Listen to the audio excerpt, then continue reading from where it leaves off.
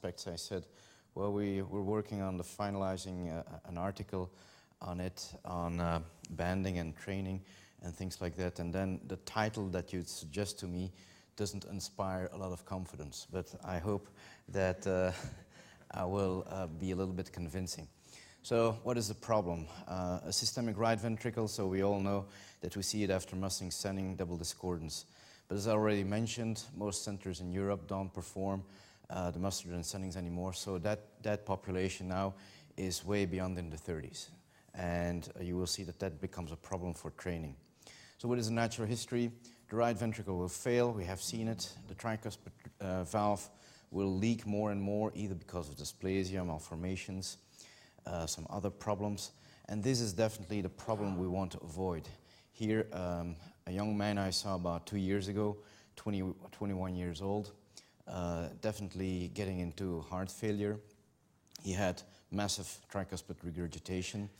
And I think in this situation, the saying that we all have in congenital heart disease, it is better and safer to stay out of trouble than to get out of trouble, is really worthwhile. I did propose a few things in this patient. He found I was too aggressive. He did decline everything I mentioned. He went on like this, and then he died 1 year later while being on a transplant list. And I'm afraid that is indeed a story that all of us do see a little bit too often. How can we look at the problem? If this is a normal heart, this is a corrected transposition, so what do we know? Contractility in time will decrease. I mean, there's different mechanisms. We can have a whole session on that, why it happens or why it does happen more often in the right ventricle than in left ventricle. Then we have dilation. Dilation becomes very important because the more dilated you are, the wall stress for the same pressure will increase. So there will be significant hypertrophy. And I mean, you should have seen it. You should look at the MRIs or echoes in those patients that are huge blocks of muscle in those hearts. Let's not forget that the coronary reserve in such hearts significantly decreases. Coronary artery is performant if it has to go through myocardium up to 12, 15 millimeters. If it's more than that, the epicardial coronary system becomes insufficient, quite insufficient. The tricuspid valve will start to dilate, and that will significantly increase the tricuspid regurgitation. But we all have appreciated that in a normal heart, the septal leaflet is attached to the septum. In this situation, with a big pressure gradient between the right ventricle and the left ventricle, there is bowing of the septum. Automatically there is pulling through the chordae on the septal leaflet, and that by itself will increase tricuspid regurgitation. If you have more tricuspid regurgitation, you will have more dilatation, you will have more this, and this becomes a very, very vicious circle. And if you allow the vicious circle to operate, what will we have in the long run? Well, we will have big dilated heart, massive hypertrophy, and very, very significant tricuspid regurgitation. How can we look at this in ventricular functions? Well, the left ventricle in double discordance, the pressure it will generate very early after birth, we know it will come down to 20% of a systemic pressure. So we very fast lose the ability to sustain systemic pressures. And then the right ventricle, what we hope that the patient will do is that it will maintain a good function until old age. However, what we see more and more often happen is that there is decline during youth, and then with a majority of the patient in their third decade, significantly decreasing of ventricular function. So most patients will be somewhere in between here. We've seen the options. I must say, the previous speaker said he was not impressed by medications, and most of us are not. Tricuspid valve repair is a tricky thing, and with significant mortality and morbidity. Resynchronization, as we have seen in very selected patients, can be an option. And of course, we all know double switch is a nice thing on paper, but you need a trained left ventricle. Now, if we want to train the ventricle, that means we will need to band it or something like that. By doing that, we will increase stress on the left ventricle. And the better thing to do, Victor spoke yesterday also about that, if you do it mildly, you give the time to the heart to do it in a compensated way with some hypertrophy, and if you are still working in the young heart, with some hyperplasia. If you do it too fast, there's quite a few papers that it can push the left ventricle acutely into failure, especially in young adults. And even if they survive this, the coronary reserve apparently for the left ventricle, once it has been significantly decompressed, is insufficient. What does this mean? If you go through the literature, that's a drawing I made, but I think it reflects the majority of the articles available in the literature. Very early after birth, in the first couple of years, we all can assume that the reserve, the pressure that you can push the left ventricle in regaining, is probably almost normal and maybe even supranormal.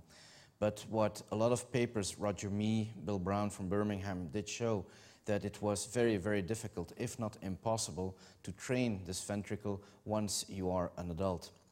And what both Roger Mee and Bill Brown did show, that once they started a retraining program for the left ventricle in this age group, at a banding, the increase in pressure that they could obtain usually was very modest.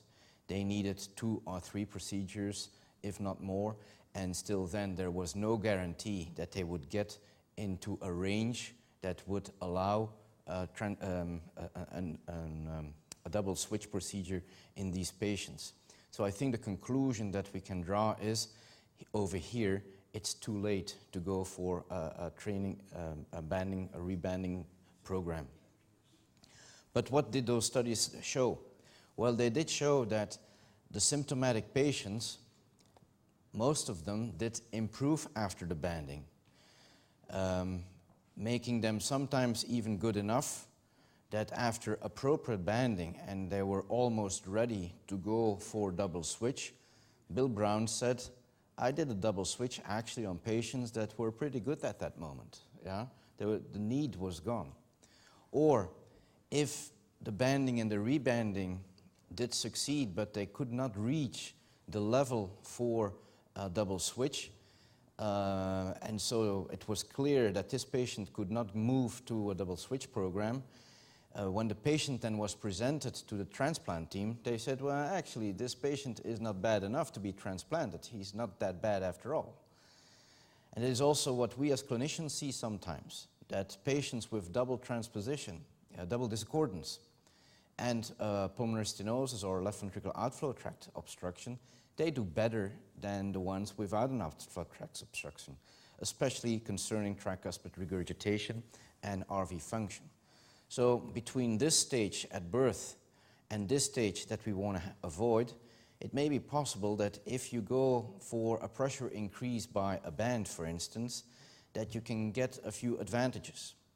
One of the advantages is, for instance, as I mentioned, the bowing of the septum. If you push back the septum this way, the tricuspid valve theoretically might leak less. The importance of septal interference. If the left ventricle will push on this septum, it will significantly help the right ventricle in doing its job. Ejection fraction will increase, the degree of dilation will decrease. And as I said, traction on the tricuspid valve will decrease. So theoretically, this looks very nice. Now, banding of a left ventricle has some disadvantages. Because if you do it at an adult age, it's almost impossible to go with a single band all of a sudden to the 70 or 80% of systemic pressure that you want to get. If you do it in young patients and it is a fixed band, typically it will become too tight. And then a band that is too tight, either you need to remove it, which is very annoying, or you have to go into the double switch route even at the moment where the patient is actually doing very well and the patient is really pushed into the double switch route, what a lot of clinicians don't like. So the question is, can we go for adjustable bands? And there are quite a few models available in the market, either with gel or liquid you can insert or electromagnetic. They all have quite a few disadvantages, if not the biggest one, the big price. In Leuven we have been playing around a little bit with what we call dilatable bands. And actually it is a standard band which is approximated. We don't make a knot in the nylon. We tighten it over here with 160 Prolene stitch, and then we put a few simple vascular clamps on the nylon, which will allow with a balloon to stretch the wire and open it up gradually as much as you want to. The technical details are here for the more surgical, but what is possible in these patients is that with non-compliant high pressure balloons you can nicely dilate these bands and titrate the amount of stenosis you want to have. We did publish 2 years ago our experience in such dilatable bands in a variety of lesions. Here, a patient with complex congenital heart disease with the band. As you see, the patient also had an atrial stent and things. The point I want to make is this band is clearly dilatable, and with that we can monitor and adapt the flow that goes to the lungs. So if we take back this graph, as I said, doing the banding procedure over here is a little bit late, but if we would start doing it over here, if you put a mild band over here and then allow the patient to grow into his band, actually what you want to obtain is a pressure, once he's fully grown, of about 70 to 80% of systemic pressure. In other words, at that moment you have a left ventricle that is fully trained if you want to go the double switch route. It is, however, very difficult at this age to really measure at the operation nicely how tight or untight your band should be. So it is possible that the patient grows faster or that it becomes too narrow. But as I said, with a dilatable band, it is straightforward and easy to open it up a little bit and to aim to get at this point once the patient is fully grown. The big advantage of this strategy is your left ventricle is fully trained, but the bonus I was talking about, that the right ventricle, instead of seeing a steady decline of its function, that by banding it and by allowing the left ventricle to help the right ventricle to perform, that we could stabilize RV function for a time. We were not the only ones that came up with that idea. We did it so with a multiple step dilatable band. In Paris, they published their results last year, also with a two-step dilatable band, almost the same concept that they published over there, except with the difference that their band also has to be dilated, or it cannot be dilated up to adult age. At one point, they either have to break the band completely or go for a double switch. So all these patients are almost pushed into the double switch system. We assessed our management. We did do it in a few patients. This is the proof print of the article that will be published, I think, in a couple of weeks from now. And this is our results. There were a few Senning patients that 10 years, 15 years ago did present with a problem. 2 patients, for instance, had a residual ASD, and we were already playing around with the idea, what about banding? So we asked the surgeon, close the ASD, but leave a mild band at the time while you close the sternum. 2 other patients required a pacemaker. Now, typically in a growing child, we will go for an epicardial pacemaker. So we asked the surgeon, prolong your incision, do a full sternotomy again, and put a band on. We'll see what happens. Obviously, this was discussed with the parents. But then also we have a group of corrected transposition. One cohort of patients with a big VSD, where we did put a band to control failure, but another group of what we call asymptomatic double discordance, where we saw progression of tricuspid valve, tricuspid regurgitation, or RV dilation, or patients that needed a pacemaker, and again, where we went for full sternotomy. The characteristics of the patients, obviously the Sennings were older. The corrected transposition with VSD is typically 2-3 months. The other ones older, 4 years. The gradients that we could get at the time of operation, at the time of the older patients, we confirmed the data from Roger Mee and from Bill Brown from Birmingham that it is very, very difficult to get a big gradient at the first operation in an untrained left ventricle. The gradient we got there was very modest, 15 millimeters of mercury at the time of surgery. In these patients where the band was put against high output failure, obviously immediately you have a big gradient. In these patients, they were much younger, we could obtain a bigger gradient. Intriguingly, the Senning patients, although that they did grow from a median age till adult, the gradient there was only a modest increase, and I'll show you a possible explanation for that. These patients here, either they went on to further surgery or had some dilations. These patients also, a few had a dilation. But what did we see? Well, concerning tricuspid regurgitation, in the majority of the patients, there was a decrease. In some, there was no reaction whatsoever, but especially in this group, the double discordance without a VSD, we saw a significant decrease in tricuspid regurgitation. It looks nice. Again, follow-up is very short. But here are a few examples. A patient at the age of 5 years who presented with significant tricuspid regurgitation. We don't have echo images of those days, but this is now the echo last year at the age of 14 years. He has a band, dilatable band, he has not a dilatable band, but he has a band with a gradient of 19 millimeters of mercury. He's doing very fine, New York Heart Class 1. We did a full evaluation with him and admit that this is a very nice right ventricle. By the way, as I told you, we ask our surgeon to put our epicardial pacing leads as apical as possible. He actually got the band at the time of pacemaker placement. And here we have the left ventricle, nicely squeezing. The reason why the gradient across these bands is so low is probably because the sinuses do dilate enormously and do not transmit the whole full pressure immediately towards the band. So that means that the volume has to go through the band at a lower pace.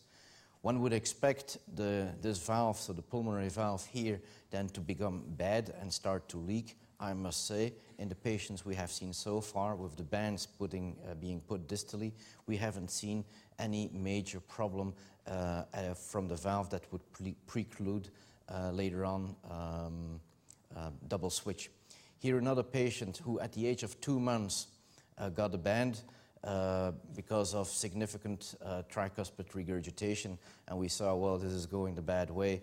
It's double discordance, Ebstein. We were expecting a lot of trouble.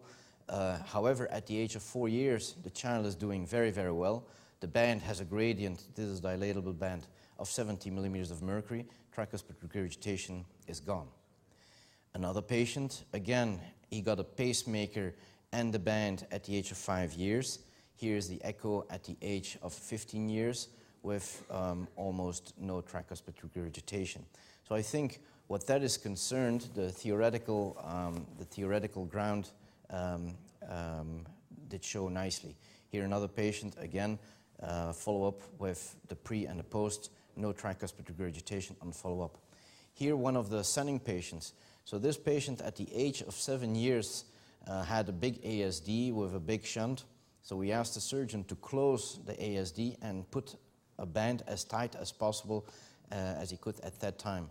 The patient then further did grow in the band. The band now at the age of 20 is still somewhat loose, But look at this left ventricle. I mean, it doesn't look bad at all. It has not a perfect wall, but I mean, there is a better degree of hypertrophy than you would expect with a completely low pressure left ventricle. Here you can appreciate the orifice of the band, which indeed in this patient is mild. However, observe the contractility of the right ventricle. I would say this is probably the best you can get in a Senning Senning, it's probably the best right ventricle you can get after a Senning management. So, what are these ventricles going to do? Right now, this patient, the previous I showed you, is at this level. Obviously, we hope that he will do this, but we expect him to take a curve somewhere down the line over here. We'll see. What's next? That's the biggest problem. We can monitor the band and keep the left ventricle somewhat subsystemic, somewhat around 70–80%. If required, probably we can, in most of these patients, go for double switch. If the training is insufficient, like for instance the Senning patient that I just discussed, we can, just before doing the double switch, augment the preload by making an ASD. That's not a big problem with a catheter. Or tighten the band a little bit. Now that there is a band percutaneously, we can narrow that down. I mean, by putting covered stents or something. Technically, that shouldn't be a major issue.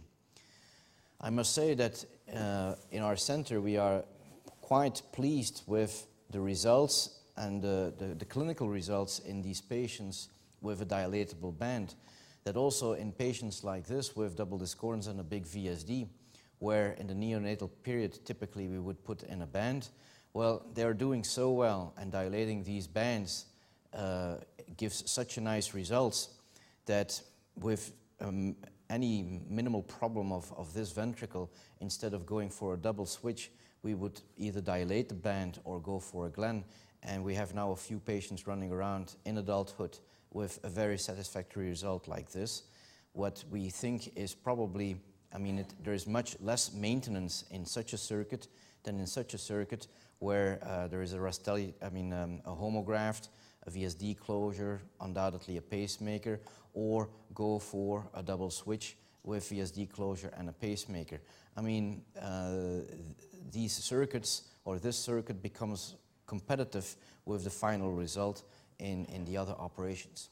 So my conclusions: an early mild band in this population is a safe procedure. We didn't lose any patient with a very low morbidity. We didn't have any significant problems in these patients. There was one patient with a transient hemiparesis from his diaphragm which disappeared. We consider this now as an open-end palliation, where the left ventricle is strained, where we do see regression of the tricuspid regurgitation, and it's an ongoing study where we hope to be able to prove that the RV dysfunction or the decline in RV function will be decelerated, but I mean that is not that easy to prove. But clearly, where we have all the options open, either we can go for dilation of the band if it becomes too tight, we can go for a double switch, we can go for intermediate procedures if indicated. Key questions remain: when should we put such a band on? Currently, we now will prefer to do that before the age of 3 or 4 years, so that we can put in a mild band and have all the time of the world for the patient to allow to grow him into it. That is in contrast with the people from Paris. They would like to do that at the age of 1 month, 2 months, something like that, much, much earlier. How tight? Probably not too tight, a loose band, because the tighter you make it, the more problems you may have with LV dysfunction acutely after the operation. And then the timing of the double switch. Remember the question I asked yesterday to Victor, if you have the option, when would you go for a double switch? Now, typically, we don't have the option. Typically, if you have a fixed band, the band becomes so tight that you have to go to the double switch. But with a dilatable band, you have the option. Well, his answer sounded exactly the way we are thinking about it now. We only would go for a double switch if we are pushed to go for it. And in this series of patients, so far, we only have done a double switch in one of the patients because all the others were doing way too well. I thank you for your attention.